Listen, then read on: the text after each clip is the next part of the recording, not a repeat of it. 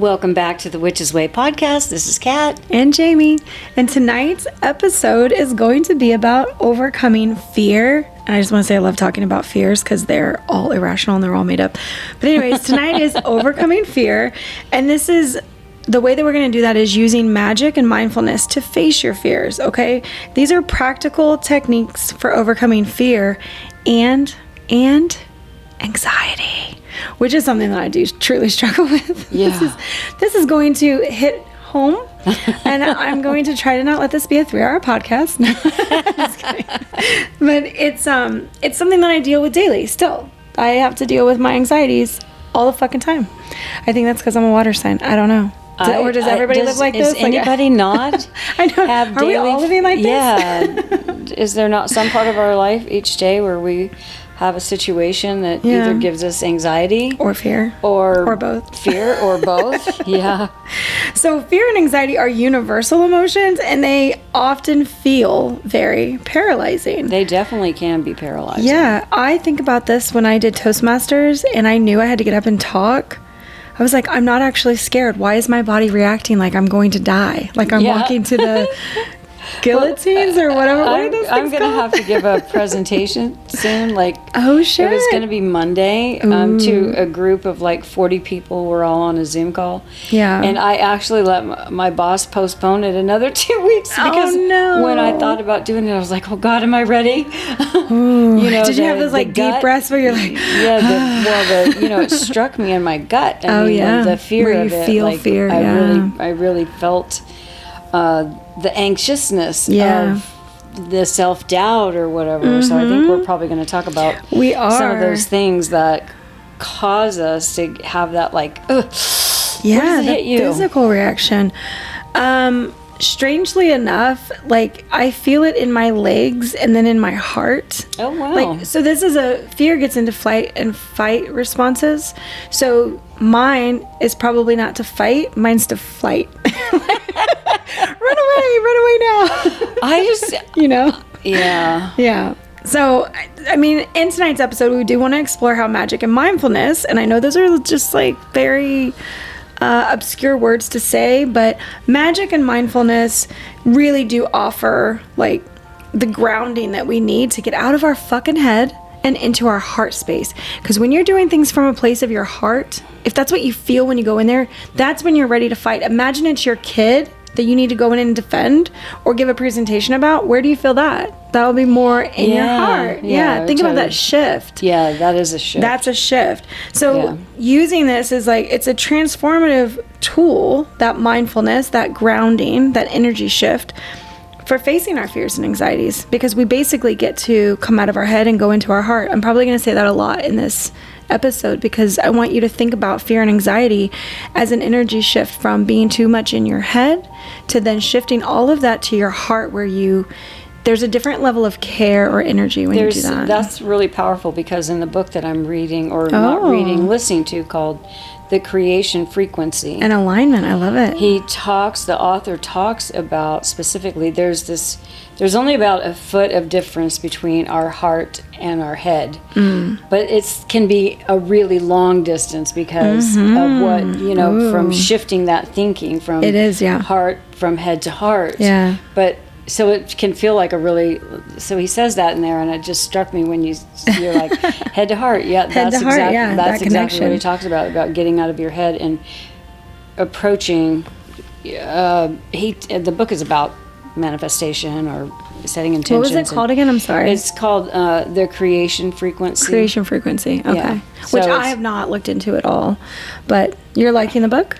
I do like the book. I'm on probably the 8th time I've listened to it. It's only one of those? It's only about 4 hours. Yeah. So it goes by really quick. Oh, yeah. Okay. So I'm listening to it kind of on repeat to really let the messages and the processes that he talks through sink in. Really sink in. I want to be able to recall. I love that. Yeah. So the 3 main points that we're going to cover tonight are understanding the nature of fear, using mindfulness to ground ourselves, and incorporating magical practices to empower our journey. Yeah. I think feeling empowered is where we all want to get to. You know, that's sort of the end thing that we are looking for, is that we feel empowered to go throughout our day and not feel fear and not struggle with our anxieties. I know that that's a goal for me every day. And sometimes I don't know why the anxieties are stronger some days than others, where sometimes it's paralyzing, you know? And on days like that, I go from that, I use that anxiety, and then I start criticizing myself. You know, you're lazy, you won't get out of bed, like, why can't you just move, just go get this done? The focus on doing and getting out there. And so it's a spiral. Like, if I let that anxiety, when that anxiety really takes hold of me, I lose a day sometimes over that. Like, I don't know why, I just can't physically move. Like, I'm just stuck. I wish we talked about it in the last podcast, being stuck. Yeah, so I think when we get into just understanding the roots of fears, okay? Because I love talking about fear, because I realized through my psychology degree how it's your imagination playing fucking tricks on you, because we don't live in that world anymore where we're actually like defending our lives. We're not fighting for survival truly. Now this is like death by other things, right? The flight or fight because we're protecting ourselves from death. It's all this imaginary shit that we're going through that feels like a metaphorical death, you know, social exile or whatever. Yeah. But fear is a natural emotion, and we have it, and it's okay. So we're not saying don't feel fear. It's okay to feel fear, but knowing what to do with it. It's a biological response. Did you know that?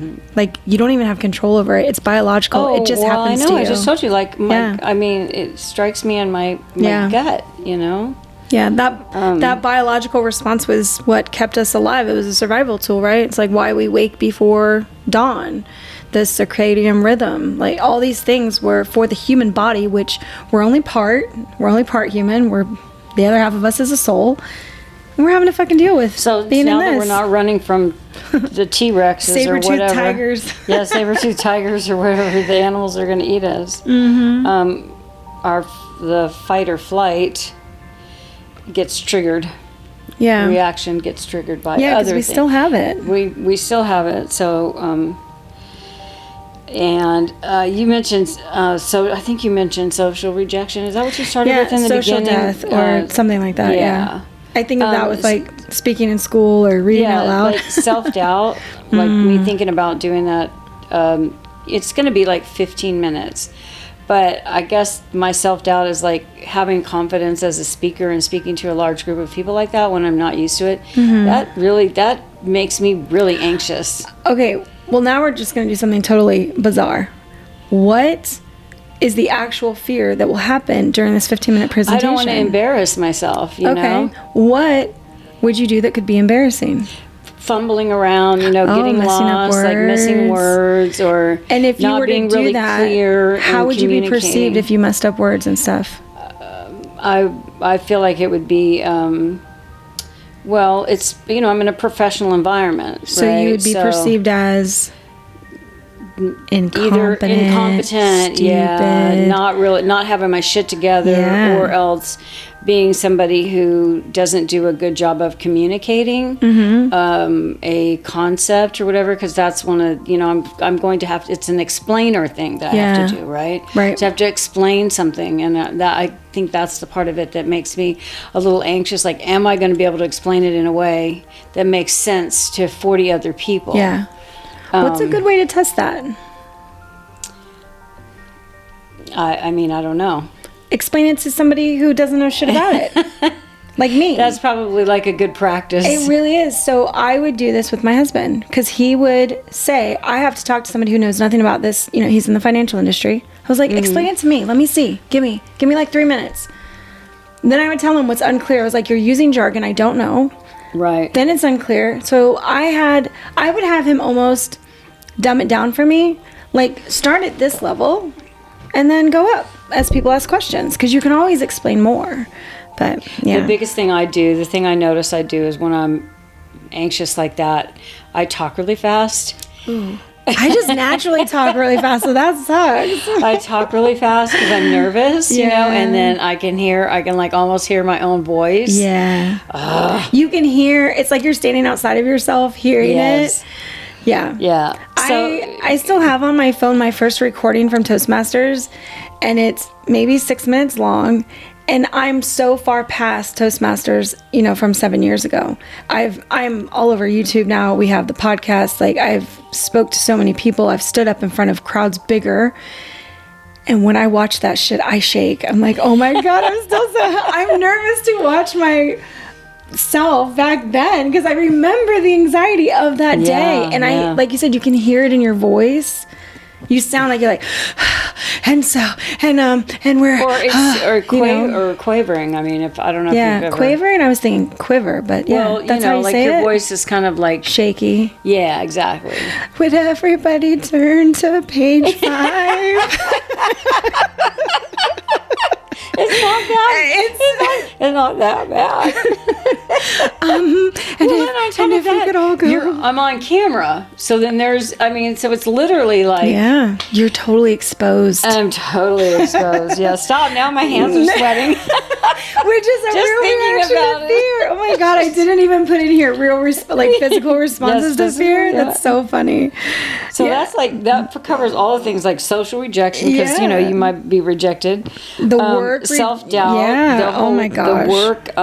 You're basically being evaluated at that point in time. You're being judged. You're being a little judged, bit, right? Absolutely being judged. So I like to think of when we're in that. So mine's more flight, right? Not fight. I don't want to stand and like punch somebody. I'm like ready to run away. I get the adrenaline push, which is what I think you get in certain situations, because you're right. Like, you talk really fast, that's adrenaline. If your palms start sweating, that's adrenaline. You've got all these things rushing through your body. Yeah. That is what happens to me when I am very frustrated in the car. And my frustration from driving is because I do fear being in a car accident. So that's a fear, and that's my reaction to it, is to... I used to want to like zoom around people. So going faster, which is not fucking safe. That's not safer. That's stupid. But it's almost like slowing down feels painful when you have the adrenaline push that you do when you're in that fear mode. When things start to slow down, or you have hiccups or a delayed speech, or you mess up a word, you're just like, fuck, can we just get through this and hurry up and get it over? And we just want to get this over. Okay, so, financial stress or bills. This is something probably a lot of people are dealing with today, of course, because... Fuck. I know we're dealing with that in Florida after several hurricanes and all the destruction of our places and insurance evaluations. Fuck. My homeowner's insurance policy came, right? Big package, and I open it up and I start reading it. There's no bill or anything in there, but I don't trust these fuckers. We just had back-to-back hurricanes. I didn't put trust in here. And I'm anxious that they're going to raise my fucking insurance again, It's almost like an expected anxiousness. Yeah, it makes me, when I had a reaction, I literally had a physical reaction to seeing the name of that and then worrying about... for momentarily at least, like what's going to happen, are they going to raise my insurance again? Right. When I first moved here 5 years ago, my mortgage was $1,425 a month, and now it's $1,600 a month, and most of that is insurance increases, and they just keep, and people talk about this all the time, people who live in much more expensive houses than I do and buy water and everything. And they talk about being priced out of Florida, being priced out of the area because they can't afford the insurance. So when I have that reaction to a bill or communication with my insurance company. Yeah, because that's when you start to spiral, right? This starts with a bill, then all of a sudden you can't afford to live here. You're being forced out of Florida. You're not going to be with your family. Yeah. Where's your job? So that's the spiraling. Yeah. And that really causes the anxiety and the sleepless nights maybe, and the worry that's just always in the back of your head going, remember that bill is coming for you. Yeah, exactly. Yeah. Well, it's coming. It's just like, when is it coming, and how bad is it going to be? Because it's definitely going to come at some point in time. But is it going to be right now after we've already had we've already had a lot of raises? Isn't that enough, you fuckers? You greedy fucks. Greedy fucks. That's a common phrase here, greedy little fucks. I don't know why. Fucks, yeah. It's like the greed over building, the greed over all the cost of rent here is just ridiculous. Once COVID happened and all of the prices of everything just skyrocketed, it was like all of a sudden the big eyeball of developers changed, and they were like, oh look, Sarasota, let's grow the fuck out of that, raise all the prices. All the people who are native here and been living here a long time, now we're going, oh shit, we don't live in New York City. We're not expecting New York City prices here. It's changing for sure. It's different. It's nerve-wracking. It can be nerve-wracking. You have to, there's things you can do to get through that, because it's like, what the fuck are you going to do? Worrying is extremely unhealthy, but physically, mentally, emotionally. There's also like little things that aren't quite as like serious, as dramatic as I'm not going to be able to afford to live here. I'm going to have to move and all that shit. You know, like carrying it. But embarrassment or even like shame. Like today when we were at the place where your husband was doing his thing. Yeah. I felt nervous there because walking across the whole like space where all the people were, like I'm a little out of practice in social situations, so I don't feel, and I feel fat, so I'm feeling like my confidence is low, and I could tell that's how I was feeling today at certain points, and I was like, I don't want to walk across the room. It's really silly, right? So you know what I did? About yourself, I observed that about myself. But so you know what I did? What? I let myself feel that going there, and then when I walked away, I shook my ass really hard. I was like, well, fuck it. If I'm gonna be out here and have people looking at me, I'm just gonna badonk-a-donk. I wish I could remember that fucking song now. Something, badonk-a-donk. I'm serious, because I'm like, what the fuck, I might as well act confident, even if I don't feel confident. Take it till you make it, girl. Right, that perpetuates that feeling instead of me like... Because when you become really self-conscious and closed off, you start to... You shrink. Yeah, you start to close in on yourself, and then it's really not who you are. No. Wow. Well, I did not observe that at all, and I kept offering to get you drinks because I just wanted to go say hi to my husband. I know, and I let you. You did. But then at some point I was like, okay, overcome it, right? Do the thing that, and this is probably somewhere in here. It is, do the thing, right? Yeah. So just do the thing that I had to sort of talk myself into it or talk myself out of that, like, what's the matter with you were shifting your energy from your head to your heart, like, fuck it, I accept what this is and I'm actually going to do it. I'm going to be exaggerated now. Yeah, exactly. Oh, I have a fat ass. Well, everybody's going to see it really shake now. Like, that's a way to think about it. For sure. Anybody wants to judge this fat ass, you can judge how it shakes now. So, like, here's the thing that I noticed about that. Like, I noticed a very distinct feeling when I was walking and swaying, like sashaying, versus just walking straight where I felt stiff. And I feel like the sashaying was much more, it gave me, I don't know, it felt more, I don't even know what the right word for it is. It felt better than the stiffness. It felt better than the stiffness. It really did, because the stiffness actually made me feel more anxious. It almost is like it fed it, because I let my body react to it. Yeah, to that when fear. I sashayed across when I walked across sashaying, then it was like my body relaxing. Okay, I was not going to tell this story. Okay. But were you at Jerry's birthday party like 2 years ago or 3 when he had it at the community center? Jerry is my 85-year-old neighbor who's now like 87. Do you remember I was in charge of bringing the speakers so that we could play his Frank Sinatra song? Yep, I did it my way. Do you remember what I did while I held the speaker? Because the room was so big, everything got changed. First off, the whole place, the whole venue, everything got all rearranged. So as I was supposed to be helping take care of this event, we moved from one small space to the big other space because the fucking train center thing. Like, do you remember that whole? I remember there was some big snafu where we were scrambling around really to put things together. Yes, they could not. Yeah. The door on this place broke and we could not get in. And Jerry, it was a surprise party for him, so we had to move to the community center. Okay, fast forward. Do I remember what you were doing with the speaker? I fucking danced around the room holding a single like outdoor speaker. Do you remember this now? Oh my God.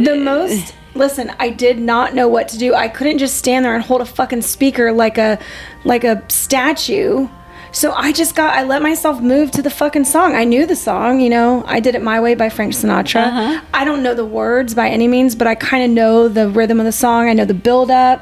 girl, I danced around like I was a fucking ballerina, and I don't dance. I don't dance in front of people. I'm one of those funny dancers that I try to make myself look really silly when I dance, and I didn't know what else to do with myself. I don't remember, but I bet that made you feel better, just the movement. Yes, movement. The movement. Versus standing there and everybody just staring at me. Like, what the fuck? Yeah. Like, I'm trying to remember it, but it must have been so natural that nothing That's it doesn't so weird. stick out Oh to my me God. So about it being weird. that you were uncomfortable, that I perceived that you were uncomfortable in that situation. I smiled the whole time, and you know what I thought to myself? This is how I made myself kind of do it or get through it, because I didn't expect me to do it. Nobody else did. I'm sure my husband was like, what the hell? My wife is so weird. And like, I know this is in front of a bunch of people I don't know, you guys. So for our listeners, listen, I didn't know most of the people there. Yeah, I knew 4 people there. I knew my neighbor, his girlfriend at the time. What, 30, my husband and my mom. 50 people? No, 25 to 30. 25 to 30. Yeah, it was big for me. Anyways, like, that's a lot of people. Yeah. I didn't know any of them. And they're all strangers. First off, I'm probably 40 years younger than everybody in that room. So I'm in like my grandparent or great grandparents' presence, and I did not know what to do with myself. So that is what I did. I moved through. I just moved with it, and I was like, fuck it, it's a story. And so the way, I guess what I was going to get to is the way that I got myself to do this and through it. If one person smiled because I was being silly, cute, entertaining, didn't matter, whatever word, because I don't think I was going to look dumb. They were probably like, oh my gosh, that was so unexpected. Like, whatever they thought. If I saw people smiling, I was like, this is okay. I'm not embarrassing myself. Like, I didn't think those other thoughts. I didn't allow myself to spiral. That was a social cue for you that what you were doing was acceptable. That I was okay. Yeah. That I wasn't going to be shunned for life. And exactly. You weren't going to be shamed. Yeah, shamed. I think of the Game of Thrones episode where they're walking Cersei and ringing the bell. Oh my God. Shame. That truly, I would never want to leave my house, I guess, if something like that happened to me. So let's deconstruct some of our fearful thoughts that amplify the fear. This is what I was talking about. Why I love talking about fear is because it's all fucking fake. Fear is mostly fake. It really is. It's shit we build up in our head. It feels fucking real to me. Of course it does, because it's your head. It's your perspective of it. Yeah. You know, what's that saying? Like, I mean, I guess the only real fears are like when you're in danger. True danger. There's danger. Like needing to run for your life, needing to think quickly to get out of a bad situation. If you're involved in something like a bank robbery or somebody's aggressively coming after you, there's definitely times for this. We're talking about the shit that just lives in our head that is not actual real life danger. It's because it's in our head. It's in our head. It's a biological response that we don't have an outlet for anymore because we're not running and hiding and fighting. So now we create these other situations in our life to mimic or to use that biological response system of flight or fight. Like, oh my gosh. Yeah. All right. These are cognitive distortions. You guys, if you look these up on the internet, there are tons of them. I only put down a few that I felt like we could all really relate with. But the first one is catastrophizing. Catastrophizing. Yeah, when everything is a catastrophe, like the worst. Oh my gosh, the worst thing's going to happen. This reminds me of teenagers, right? One bad thing happens and they're like, my fucking life is over. You know how catastrophizing? Yes, it just jumping to the worst end case of the fucking world. End of the world. It's the end of the world. Oh my God. We can see that early on when our toddler didn't get the balloon they wanted or some shit. They just throw themselves on the ground. The world is over. They're done. Checked out. Just can't console them, you know? And as we get older, we think the moment that something has happened, that's the spiraling that we were talking about with Kat's situation with the bill, where all of a sudden this one thing went wrong, or if it does go wrong, all these other shit's going wrong. For sure. But yeah, definitely jumping to the conclusion or thinking that this situation is catastrophic. Catastrophic. There's very few situations, thankfully, that we have to deal with that are such. I will bring up, Jolene did this for the hurricane. Remember how we talked about? Oh my God! She really did. She really felt it, and I don't ever tell my sister her feelings are wrong or anything. But I'm like, okay, I can't listen to you say that anymore, because in my head, I'm still trying to keep this protection that I have around my house. I'm still trying to keep this image in my head, and her outside influence of like Mom needs to be here. Her house is gonna flood. You know, like she didn't ever say Mom's gonna die, but it was almost like that was gonna be the next statement. She was so worried if she went. that something was. I mean, she really was. The worry was really bad. She was really worried about me staying here. That felt like her fear was catastrophizing, right? Yeah. Jumping to the worst case situation. Absolutely, yeah.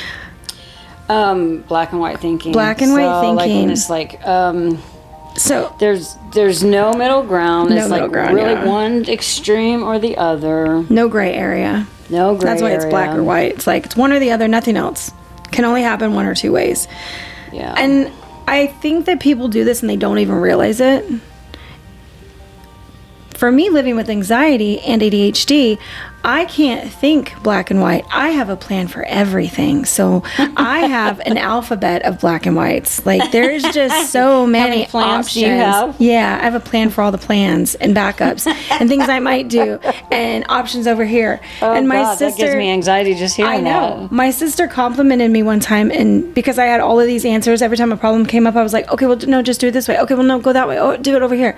She goes, you are so inventive. I'm like, nope, that's just, my brain was just working overtime before this situation. And I already thought like 20 steps ahead of all the things that could go wrong. But she called me inventive and I was like, thank you. Yeah, that's a nice way of putting it. That's actually a nice way to say my ADHD does work out sometimes. Well, in any one of those scenarios, you're always trying to do something like find the perfect solution, find the perfect response that will solve the problem. Yeah, like you got to have all the answers lined up. I used to really like being called a MacGyver. So when I was in the Navy, I was very MacGyver-ish because it didn't matter what was going on, my brain could come up with a solution for shit. I love that. I think that's a great talent to have. I thought it was a skill. That's why I didn't know I had ADHD for so long. It's absolutely a skill. So I was like, it's a superpower. What? My brain moves all these different ways and just, yeah. Next would be mind reading. I love the mind reading one because in relationships, this is where people do the mind reading the most. They think they know what the other person is thinking or about to say or do. It's like, you're a mind reader. You don't have jumping to conclusions in here, which is kind of like catastrophizing. But jumping to conclusions. When I hear mind reading and you talk about relationships, I think about how much I would always jump to conclusions with my ex. Like if one thing happened, it would lead to something else. Yeah. And I was and he used to tell me, he's like, are you getting enough of a workout jumping to conclusions? Well, yeah. And I was really bad about that because I thought that it's like you think you know what's going to happen. You think when you know it's the same as mind reading. You know what's going to happen. You can read somebody's mind, what they're thinking, what they're going to do, and you can't. I think that one falls under fortune telling. Oh, okay. Yeah, the fortune telling. Yeah. Because predicting. Yeah, predictive. Yeah, you're right. So the mind reading one is like the person's not even doing or saying anything, and you think you know what's going on in their head. You already like have a whole. That's a terrible thing. That's a curse. I feel like that when you think that.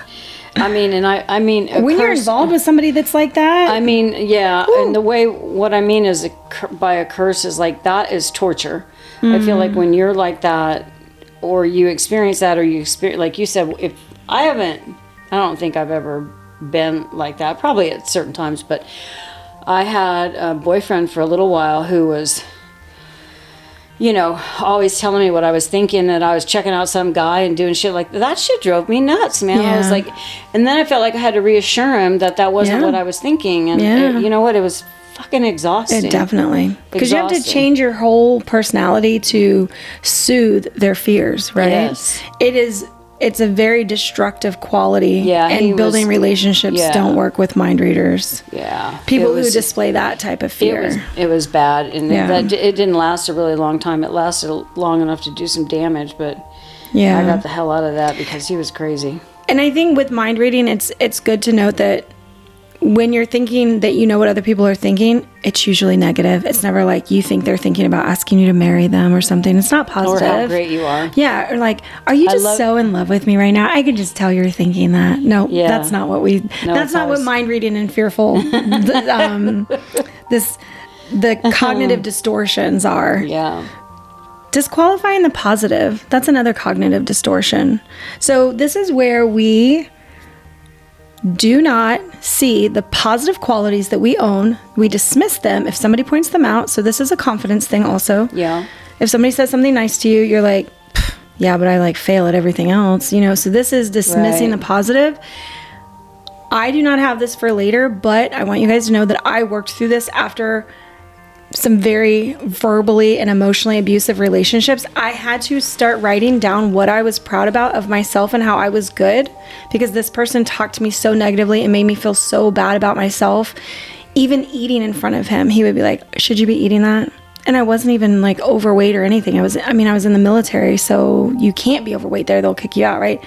He was really unhappy with himself, and he decided that he was going to focus on me and everything that I did and try to critique it and be cringy about it and control me, because he had no control. You know, he moved to Guam, couldn't find a job, so he was like a house husband, never been that before, and didn't know how to fucking handle it. And what changed in him is that without being able to control his environment, he took it upon himself to try to control me in the relationship and speak down to me all the fucking time. So far that say somebody's telling you, should you be eating that? You're fat, you're overweight, you could stand to lose some weight, like you were skinnier when I met you or whatever. I started going to the gym. Now I'm fucking somebody at the gym. Oh, who are you seeing at the gym? It's like, oh, I can't win with you then. This isn't about me. This is about you. Like, you actually don't think this. You just need to be saying something. Yeah. So disqualifying the positive was something that I accidentally got in the habit of because I was in such a negative environment with somebody that I had to go through this technique of writing things down about myself that I really like. And it took a lot of time to heal that part of me. I bet. Because that's just when damaging. Oh my God, it's I know. Really damaging. I didn't have confidence for a long time. Like, I wouldn't wear clothes that revealed anything. Wearing a swimsuit was really embarrassing for me. And that had never been me before, you know? Like, I was self-conscious in social settings, but never, like, I didn't wear a swimsuit in public. I didn't have that. He did that. Yeah. Well, his bullshit did that anyways. So that's disqualifying the positive. And I wanted to point that one out because oftentimes when we lack confidence in doing stuff, we forget about the wonderful things about ourselves.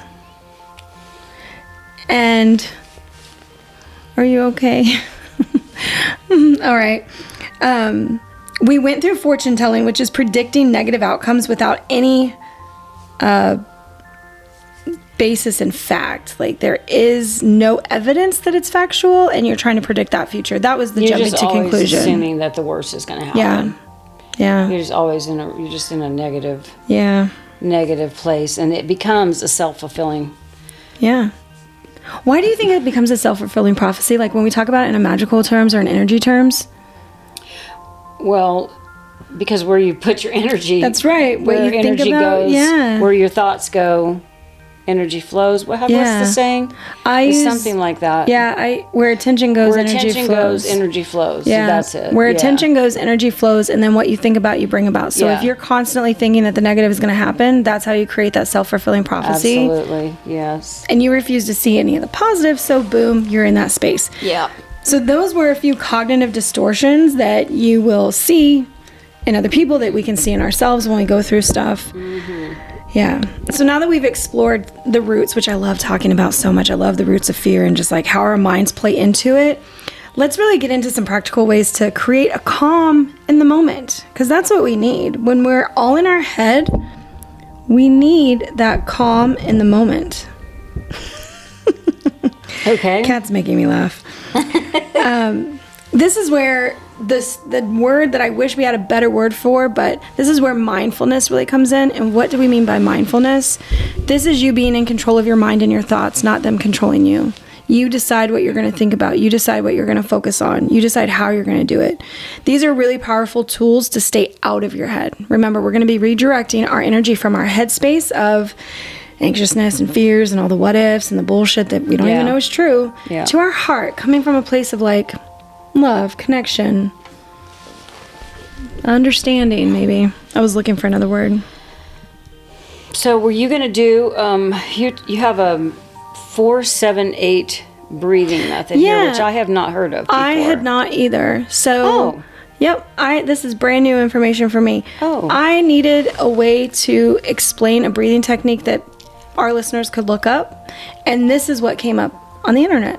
So this is what I wrote down. I've never heard of this before. Okay. My breathing techniques are just like breathe in for 5 seconds, hold it, breathe out for 5 seconds. But I guess there's like this well-known thing that I don't know called the 4-7-8 method. Yeah. So when we're trying to calm ourselves down, the best way to do this is really through breath work. When you're in the moment, it allows you to concentrate on something that is vital for life, breathing. Okay. We're doing nothing else. You're just focusing on bringing air in, holding on to it for a minute, and then letting it go out. And a lot of times what I've heard with breathing techniques is you're breathing in like beautiful white spiritual air, and you're breathing out, you give it whatever color you want, but like something that represents negativity to you, all of the bad thoughts, anything that you're thinking and feeling, like imagine yourself blowing out that color of smoke or that air of Remember Shawshank regret. Redemption when the guy breathes out all the, like he takes... That is not Shawshank Redemption. That's the Green Mile. Oh, the Green Mile. Yeah. Okay, yeah, that's it. When the guy... Yes. Yeah, that... I had that visual as you were saying Oh that. my gosh, that, so that cool, because it's the stuff. cancer. This, all the, like, it looked like something flying. They It did look like flies or bugs. Yeah, or it was something something to like- represent the cancer that he basically took from the somebody's wife. Oh, was it Tom Hanks's wife in the movie? No, it was the warden's wife. The warden's wife. Yeah, it was the warden's wife. So this, I want to back up for a minute because you said breathe in for a minute, but really this said 5 seconds. 4-7-8 method is to inhale for 4, so it doesn't take a whole minute of, you know. Yeah, I said 5 seconds, not a minute, but yes, because I don't think you can breathe in for 1 minute. I can't hold my breath. No, don't try that. Inhale for 4 seconds. And you can count too, like 1, 2, 3, 4, and then you're holding it for 7 seconds. Now, why do we hold our breath? Why do we hold our breath? That is resetting your nervous system. When you are holding your breath, your body is struggling to regulate. It turns its focus off of that fight or flight, and it's like, I need to just breathe. So when you are able to release the carbon monoxide, because actually what's happening when we hold our breath is not that we need air, we need to release the carbon monoxide that's in our blood. Oh. That's actually what we're doing. That's why when you're underwater and you're like blowing out bubbles, you're like you feel like you need to push out more than you need to suck in. Mm-hmm. That's because you need to release the carbon monoxide in your body, because it will choke you out, make you pass out. So this 4-7-8 method, which I'll tell you, number one, I'm not a fan because it doesn't rhyme. That's not easy to remember. It's not like really. repeating numbers. I know. It's not really very, It could have been 5-5-5. 5-5-5. Let's just 7-7-7. I don't know. Or 5-10-15 or something like that. I am sure there is some scientific study that said this is the best amount of seconds to hold and breathe and do whatever. But Well, I know that long breath out is supposed to be really good. That's is. breathing techniques that I've read about, where you breathe in, but then it's like you keep blowing and blowing. You just and you can do it slow. So some people try to release everything at once, but really it's this slow outward breath of, I don't even know if we can hear it in the microphones. We've never tried to blow into them before, but you hold it in and then it's a very, it's a gentle blowing out. It's not like, I wonder how that sounds. That can happen too, though. Sure. When you're exasperated. Well, think about why yawning, because Kat just yawned, and that reminds me of when we yawn, we start getting sleepy, we start feeling relaxed. You know, that's a sign that this breathing really does I lost the word. Regulates our nervous system. Mm-hmm. Yeah, it regulates, not re-regulates, but regulates our nervous system. But the great thing about the breathing exercise 4-7-8 or whatever one you find that works for you is that it doesn't matter where you are. Yeah, you can do it anywhere. I probably need to do it in the car. Yeah, you can literally do it. So. You can even do it without. You could do it I feel like you could do it when you were sitting at a table with people if you were anxious about something. Yeah. That you could do it there because it's so nobody would know. You could just do. They wouldn't really know. Yeah, they wouldn't know because, like Jamie said, you could just breathe out breathe in and breathe out gently, they wouldn't be able to tell that you were doing that. So one of the things that I learned at Toastmasters and from my old boss is that he would call them dramatic pauses, but what they were is it was to kind of like slow yourself down if you start speaking too fast because your anxiety got up or your adrenaline is running. That's what I need. That's what I was saying about the work thing. Yes. But what like you have being nervous and talking really fast. Yeah. What comes after that is something that you have to work on, especially if you're new to speaking. Not use filler words. Let the air... Sometimes we don't know how to let silence happen. Yes. When we're in front of people. Yes. That pause, and that's why my boss would call it a dramatic pause. He's like, no, they want that. You're building to the story. There's a climax to storytelling that you need to get to, and it needs to feel dramatic. When I was presenting, I just thought, get it fucking out there. Like, just tell the whole story, just be done with it. Right. No, you're actually more in a storytelling mode than anything. So when you do your presentation, think about it in a storytelling mode even. That there's sort of like a beginning. I actually like that. Fill that in. All right, we're going to be wrapping that up. Less anxiety filling, I'm so glad to help. If it's like a story. Yeah, tell it like a story. Yeah. Give it a... I'm going to try the dramatic pausing thing too. It's actually, I just feel like it's like taking a breath.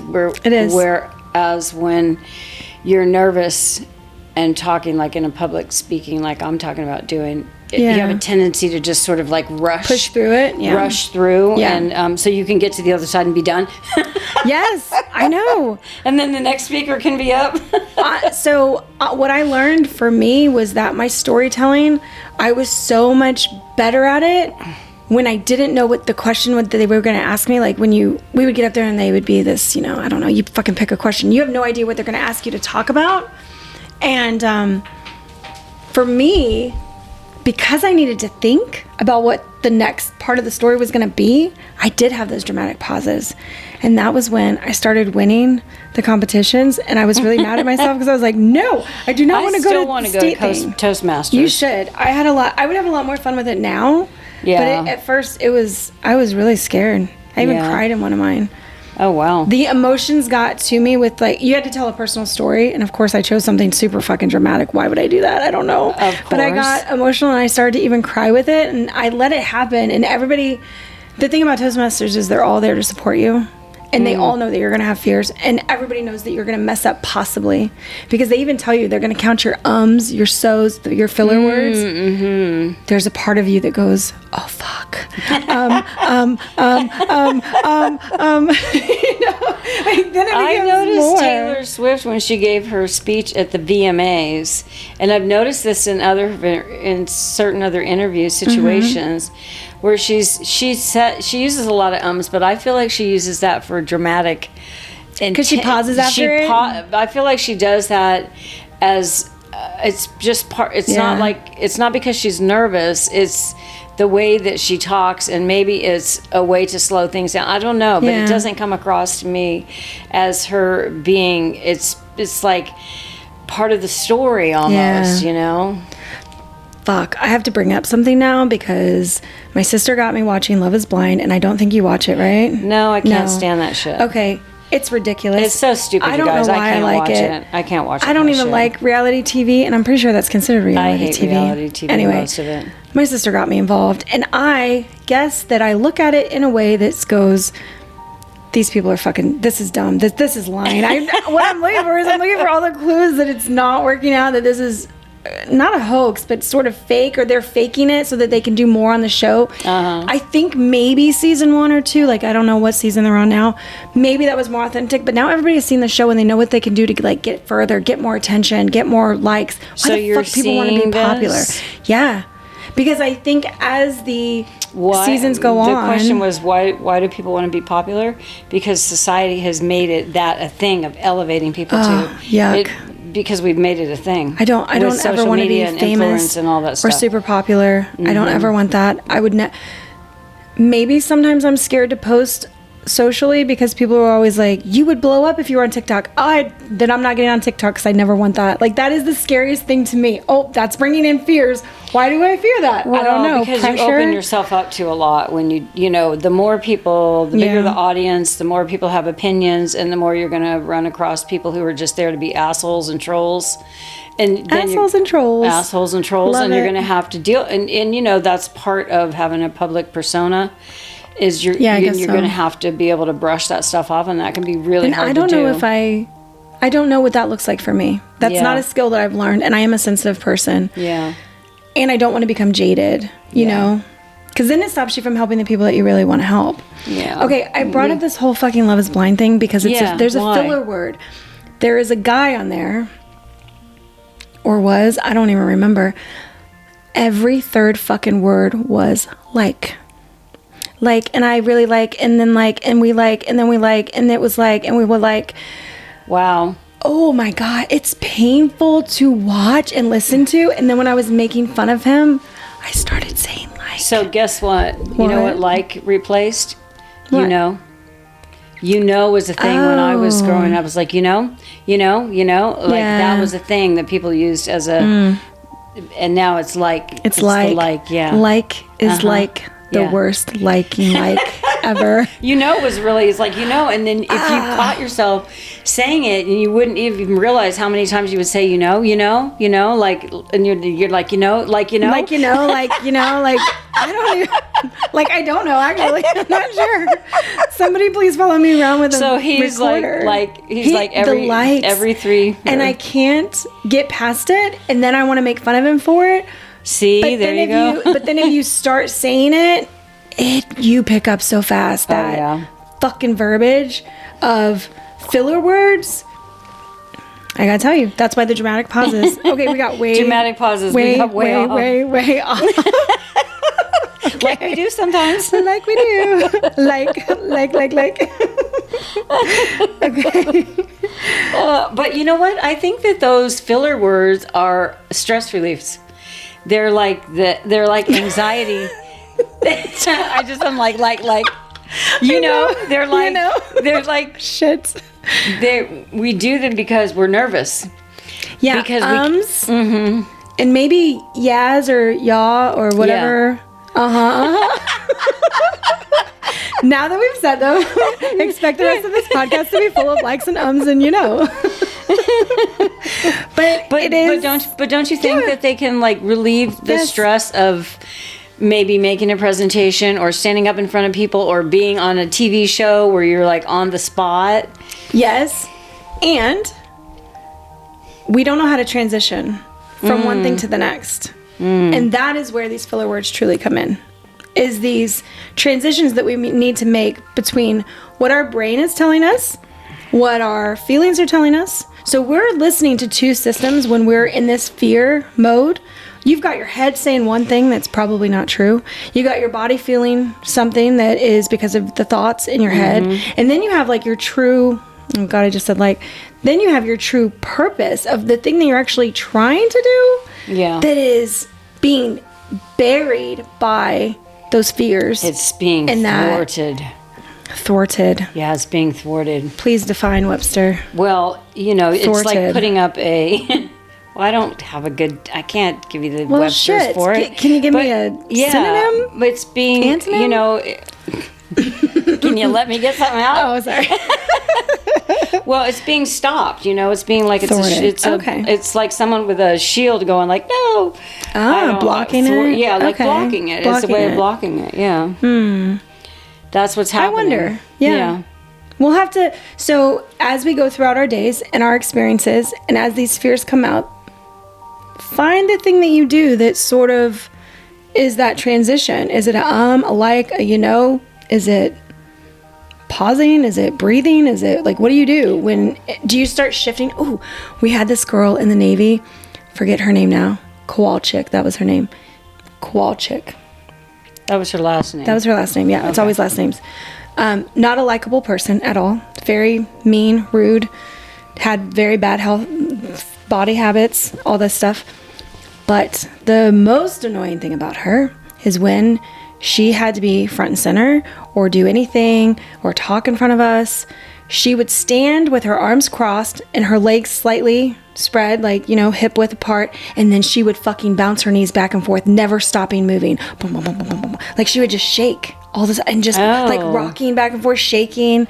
And okay, that's a way to channel those feelings, and you're like moving your body with it. When I had to record part of my speech class when I took speech back in college. Oh yeah. Because we were online for some of the classes, one of the exercises, one of the homework that we had to do was to stand up in front of a group of people, and we had to record this for the teacher. So the teacher had to see it. So you're like in a group of people recording yourself? You had to find an audience for your speech. Oh, and interesting. then you had to present whatever the topic was. You had to make a presentation to an audience, and you had to record it, and that was part of your grade. And I remember the rocking. I remember her calling me out on the rocking. Oh, I shit. rocked. Yeah. Did you go like side to side? I don't remember which way I rocked, but whatever it was, I moved my body, and it was kind of like a soothing thing. Right? It is. That's the fear the energy of fear needs to move through you, because you're not. So that would be flight. You were exhibiting physical representation of flight with fear. Yes. Love that for you. Moving right along, I really wanted to share a technique, you guys. For me, I'm going to try to make this a very short story. In the Navy, I was recorded while undressing in one of my top secret spaces. That tape got leaked, taken by somebody, and then shown to a lot of people.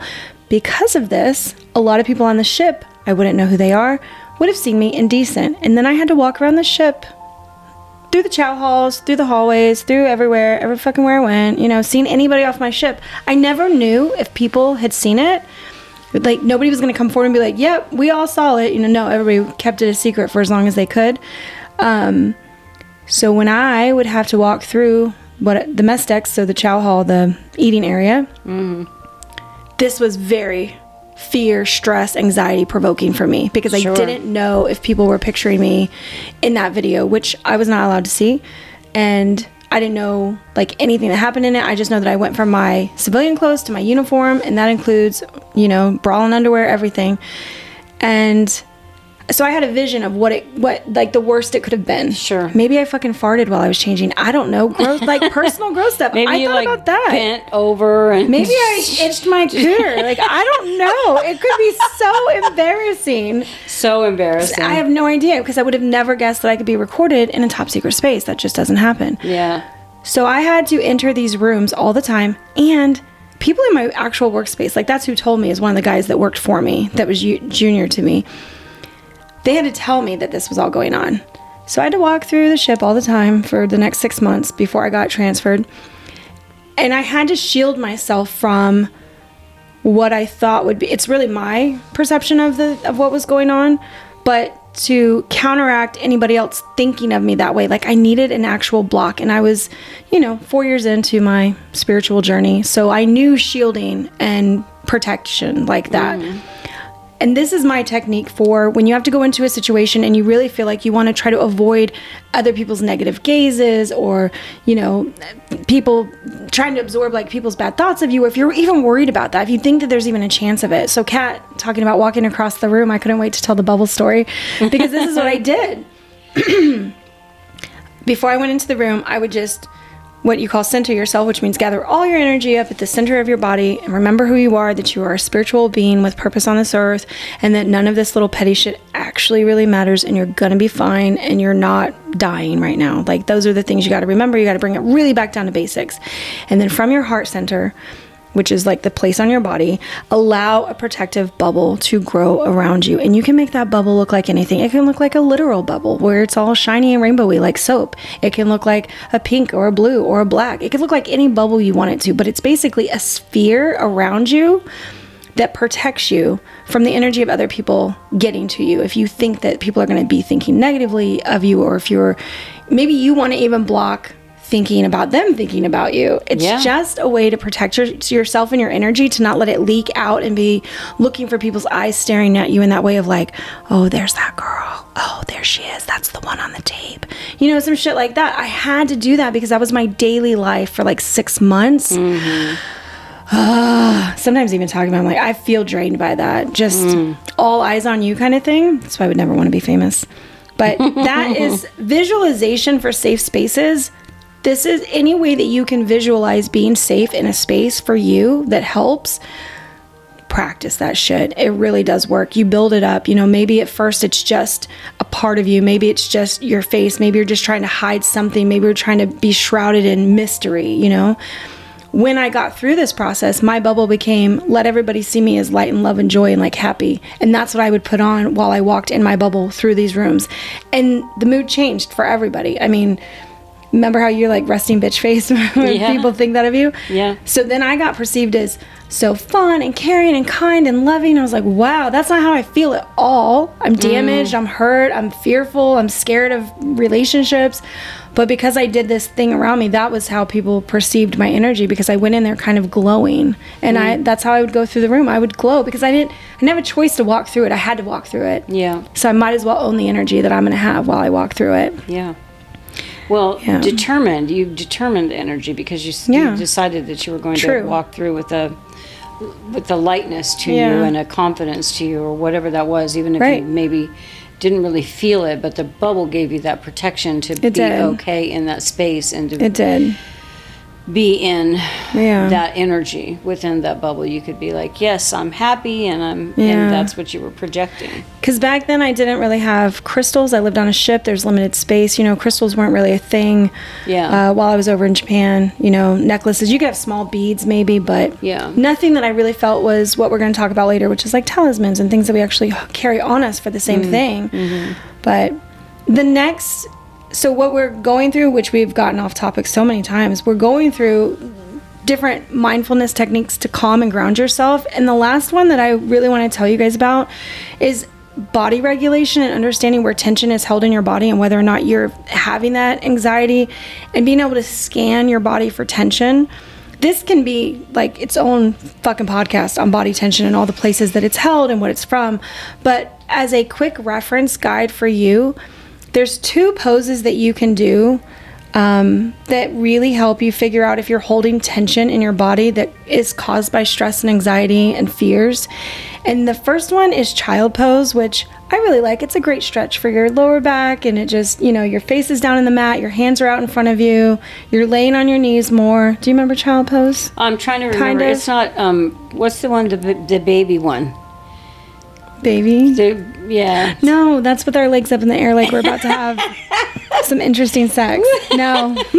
No, it's called rocking baby or something. What is it called? No, that's baby. That's happy baby. Happy baby. Happy baby. Yeah, not that one. Happy baby, where you're on your back and you grab your feet and you rock back and forth. Right, yeah. Happy baby. The good stretching and like the hammies and all of that. Not that. The other one where you're like you're on your knees and you fold over and your hands are in front of you and you're stretching your back and your shoulders. You're kind of making a shape like this. Yeah. Yes. So like that was a Z. In case you didn't hear. In case you didn't hear that, that was a Z that I made in the air. She's like this, and then there's nothing. Yes, like that, Mom. But the other one that I find even better for beginners is called corpse pose, which is basically just corpse pose. Corpse pose, like a dead body. When you're prone. What? When you're laying flat out. Yes, you're laying flat out on your back. I think that's called prone, when you lay down straight flat like that on your back. Is that doctor speak for that? Yeah, it could be, or homicide detective. Oh my gosh. We've got the yoga person and the... well, you said corpse. It's called corpse pose. Yeah. I didn't pick it. I used to call it dead body, so I probably got that from you. So this is when you just lay flat on your back. You're laying flat on your back, and you're like relaxed on the floor, flat. And you're letting every part of your body relax. I can just feel that right now. But it's so difficult. Because once you start, if you want to know, so the next thing to know if you've got tension or not is go muscle by muscle or limb by limb, tighten it, like get it tension tight, and then let it go. And if you're floppy, now you're relaxed, because sometimes when we lay down, we're still holding the tension of something. Yeah. But if you tighten each part of yourself and then let it relax, then you'll start to really feel it. Like, tighten your shoulders and then let them relax when you're on the ground. You'll get to know what relaxation truly is. Right. You'll get to feel, you're like, oh. And sometimes there's discomfort in this because you've held tension there for so long. But that would be another technique for grounding yourself. You're getting out of your mind and out of your head, and you're starting to feel the energy in your body and where you're keeping it. Yeah, I like that. Yes. I think that we need to probably move right along. Okay. All right. I know that we talked about grounding, and it's like such a basic thing. I know it is. But there's so many ways to ground. And remember that you're moving this energy from your head to your heart center. You're getting out of your thoughts and all the chaos and all the to-do lists. And you want to just feel in your heart, like, what is going on? You love something. You love life. You're happy. Maybe you're even sad, but you're here in your heart, moving with purpose. And there's so many free tools out there for calming and grounding. And just, I think knowing that you have a reliable toolkit, like we gave you 3 types of things to do: breathing, the protective bubble, corpse pose, or dead body, or prone, pose, child pose. Yeah. Whatever it is, just have those techniques so that when these things come up, I know what technique I need. Let me pull this out of my toolkit for calming my fears down, no matter what comes up. No matter what comes up. Scrolling is not a way to release your fear at all. It's a mindless thing to do, but truly it keeps your mind active. You never actually calm down. So don't do that. Don't scroll. Don't scroll. It's not relaxing like people think it is, sitting in bed scrolling before they go to sleep. Yeah. Yes. I know. And it takes a lot of time, too. It takes a lot of time. I mean, it sucks I like up turning a lot. on. Yeah, I like turning on good music. Yeah. Well, now we're getting to, like, how do we create magical practices that transform the fear? And I have 3 of them, because I could go on forever, as you guys know. And the first one is something you've heard a lot in the witchcraft world, but setting intentions, what it truly means to set an intention. An intention means you decide how you're going to feel about something. You decide how you're going to go about something. You intend to do something a certain way. That is an intention. You intend to do it that way. So we intend to refocus our energy from fear to empowerment. Fuck fear. Fuck that shit. I don't know. I get, like, cussing makes me feel more in control and powerful. So that is how I will say, like, fuck that fear.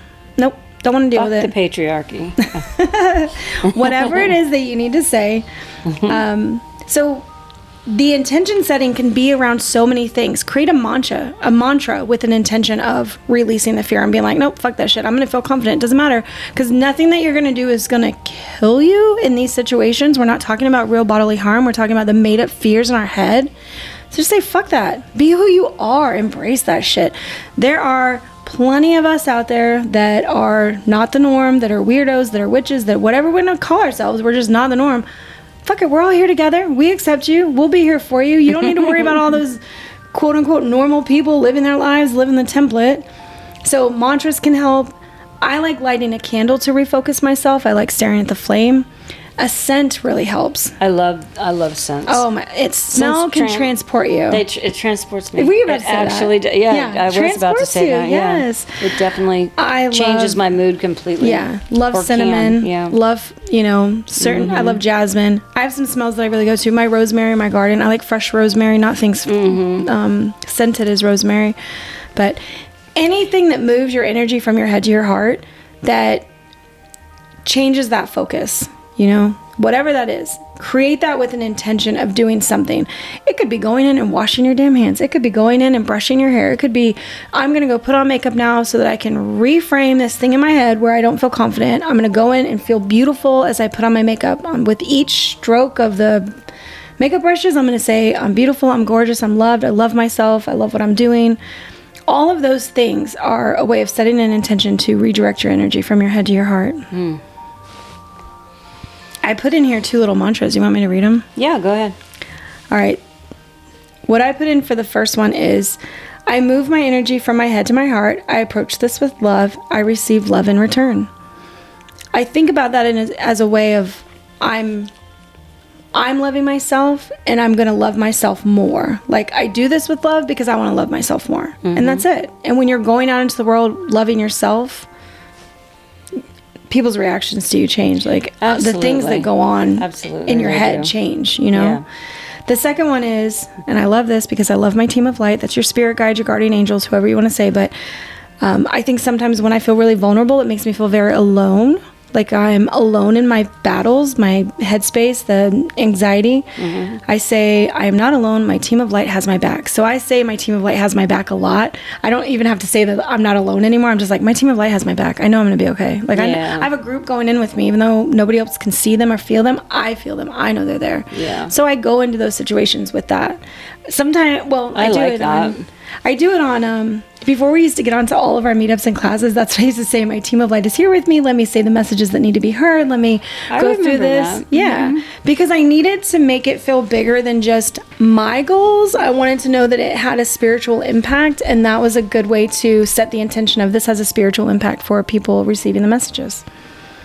Do that with all of our tarot card readings too. So if you're somebody who likes the physical thing, right? The physical, something that you can hold, creating a charm or a talisman, I really like those too.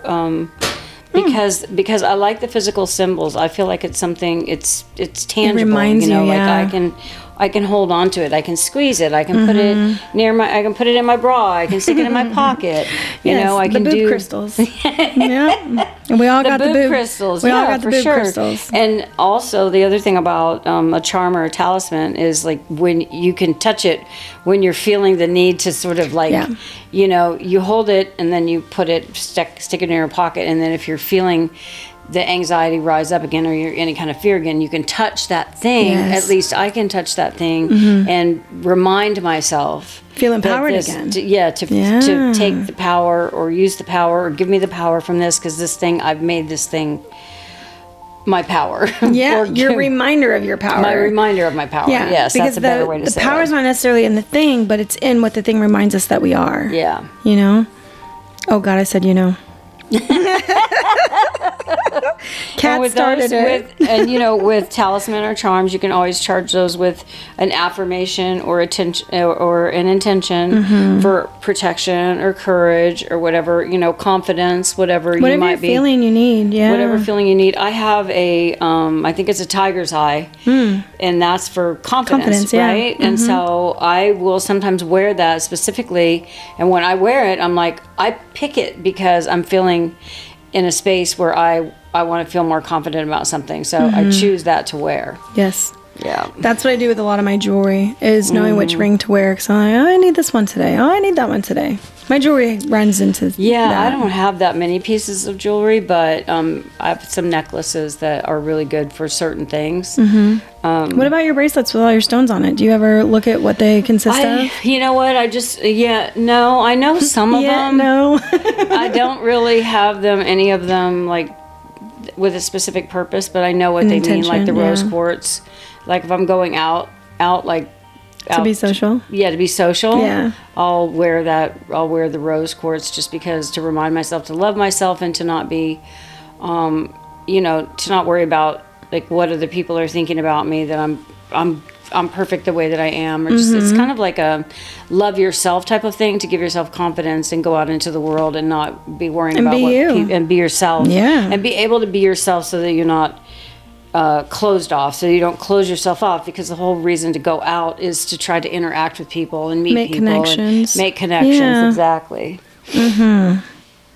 That's why I wear black most of the time. I mean, it's usually because I'm setting a boundary of protection, and if there's witches out, they notice it. Like, they notice I'm in all black, and they do. It's like, oh, I'm attracting the right crowd, and I'm protecting myself from the other ones. And I love that.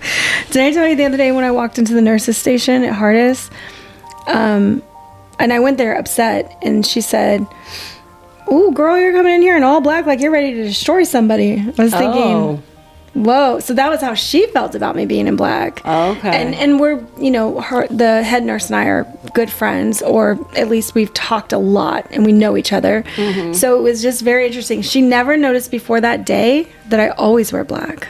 I'm usually always in all black. Like, that's my wardrobe. 3/4 of it is all black. Yeah. And I have a lot of really simple outfits that are just all black, like little jumpers and the dress and the whatever. But she noticed it on the day when I had to confront her with something and how she felt about that. So just a little background on this. Jamie mentioned Hardest, which is where her mother-in-law, it's an assisted living place. Facility, yeah. And Jamie's been taking care of her mother-in-law since her father-in-law passed away. And when I say taking care of, I mean like getting her to all her appointments, taking her out to lunch, making sure she has all the things she needs, taking her grocery shopping, just all that stuff. And now her name's Judy, and now she's in this assisted care facility, and there's some shenanigans going on. There was a shady dude. There's a creepy, Mr. Creepy. Creepy shady dude that's trying to manipulate. And she's such an innocent because she was protected. You know, she lived an innocent life under the protection of her husband for her since she was a teenager. I think they got married like college or right out of high school or something. Like 19, I think she was 19. Yeah, so they were really young, and she was with the same man her whole life and lived a good life, a beautifully sheltered life, unmarred by the shit that goes on in the world where people come and try to take advantage of you. Her husband shielded her from that. Consequently, at her age now, she is susceptible to it. But I think even if she hadn't had that experience of her husband protecting her through 50 years or 60 years of marriage, that older people, when they get to a certain age, they do become more susceptible to tricksters and you know, people that are up to no good that want to take advantage of them because they're not quite as sharp as they were, and they're just. She just doesn't believe that anybody would want to be malicious towards her, you know? Like that's dangerous, It is. Well, it is. But she doesn't know any better. So I just want to give you guys some context there, because I know you said Hardest, and if they didn't hear what you said or know. But anyway, I don't confront many people. I don't have to, but this was a confrontation. That's the little background there where you had to walk in and address this situation where this man is trying to. I don't know what he's trying to do. Well, we don't really know his motive yet, but it seems it's not good, whatever it is. Yeah, it appears that he's grooming her is what we're kind of taking it as. I'm seeing it that way because he's like trying to act like a friend and then telling her he'll do things for her and checking up on her and stuff like that. And it's just it's weird. It's a weird thing.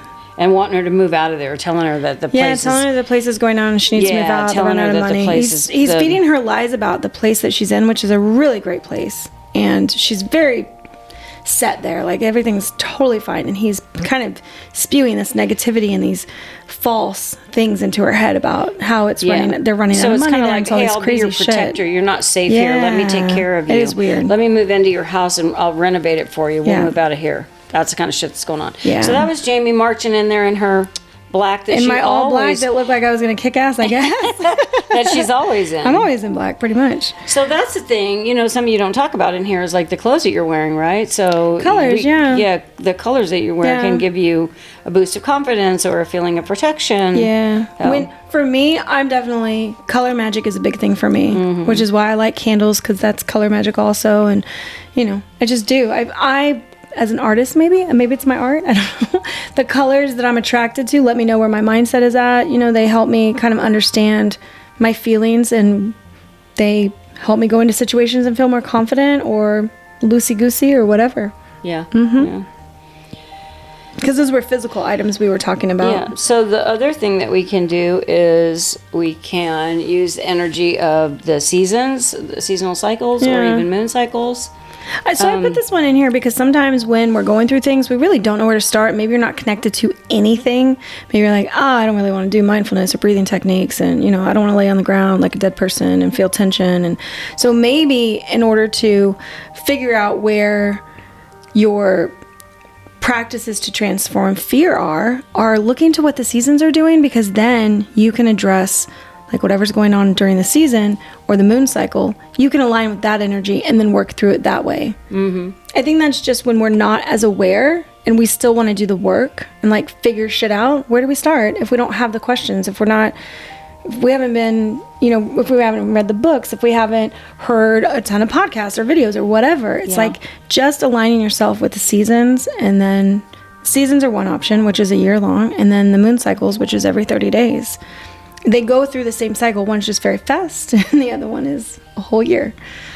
But sorry, I took over from that for you. I wanted to explain. That's why I put it in there. No, that's okay. No, I'm glad you. The other thing I thought about is what's going on in the sky, besides the moon, like what's happening in the sky, astrologically speaking. So you can also tap into that, like what's happening, to get an understanding of, what comes up for you. What is coming up in your life right now. Molly McCord is one of our favorite astrologers. If you're looking for somebody to just listen to on a regular podcast. She has a podcast, and she does stuff on a regular basis. She's always got something out about what's going on in the sky and how it's impacting certain signs. And I find it's really good information. It can be kind of a lot because she gets really deep into sextiles and all this other stuff. And I'm like, I don't know what the fuck she's talking about. But in the beginning of it, at least, it's pretty I feel like it's pretty basic when she's covering it. The overview of the energies. The overview of the energies and what we're feeling and what certain signs are, how certain signs are being impacted because of what's happening in the sky. So I feel like that's another thing. So, yeah. Yeah, I think that right now, what's happening for us seasonally as witches with the Samhain is on October 31st to November 1st, that evening. This is our new year coming up. So this is the releasing season. This is the start over season. This is the get past shit. This is the, where do we go from here? We're breaking down old shit to build new shit, whatever it is. That's the energy that we're in right now, which is why I felt like. So, and I'm a Scorpio, and we're in Scorpio season, and that Scorpio is ruled by Pluto, which is the planet of transformation. And so that's also the other death thing. and rebirth. Death and rebirth and transformation. And so that's what I feel like this time of year, we're really feeling that energy. Endings and beginnings, for sure. Yeah. Yeah. I think in closing, we really want to just say that you have the power to face your fears. If nobody's ever told you that, your fears are optional. They're in your mind. You can change your mind. You can change your thoughts. You can reprogram your brain. You can reprogram your brain. You can reprogram your mind and the way that you think about things. And understanding the root of our fears, it always allows us to shift the energy from our head to our heart. Just where are you allowing the energy to rest? Where is it sitting with you? The simple techniques that we talked about tonight are really easy approaches to stressful situations when you get in them. Building that toolkit of things you can do when life gives you anxiety and stressors and all that shit. Sometimes when we understand them, you can trick yourself and be like, oh, I want to shake. I want to move. Oh, I'm feeling fear and anxiety. It's not real. Then you tell yourself, this isn't real, what I'm feeling. So just having these little things in a toolkit, I guess is the best way to call it, something to deal with stuff that life throws at you, and then you're having physical reactions because we are human partly, and then your spiritual self going, no, I need this situation so that I can evolve. But we encourage you to experiment with all the tools that we talked about and find the ones that work for you. And if none of them do, just do a quick Google search and you can find, I'm sure, so many more. But find something that you can rely on to help you move through and let go of the fears that are literally keeping you stuck. They're not helpful, and if we think about them too much, too often, all the time, it becomes part of the personality, which was from the last podcast. But I think I want to say this again. I want to remind everyone about the distance between the brain and the heart, and how short of a distance that is. And so when you're stuck in your head with the fear, try to move that because the heart, it's not fearful. The heart is love. And so if you can get out of your head and go to your heart and get tapped into that, then you can also use that as a way. But I think for me, the visual of it's only 12 inches from here to there, so how hard do I have to work to get out of my head and get into my heart? I always say it's I guess it's AA. What? You gotta admit you have a problem. Yeah. You gotta recognize that there's a thing there. You gotta let yourself know what it's really about, and then you find a way to solve it for yourself. That's just the tools. So you have the recognition, knowing that it's real or fake, which all of that we talked about tonight is fake. You're not dying. You're not fighting for your life. And then having a tool to work through that fear, tension, anxiety that situations bring up. All right, witches. And with that, we love you so much. Thank you for being here on this extra long podcast tonight. And we will see you next week. See you next time. Bye, witches. Bye, witches.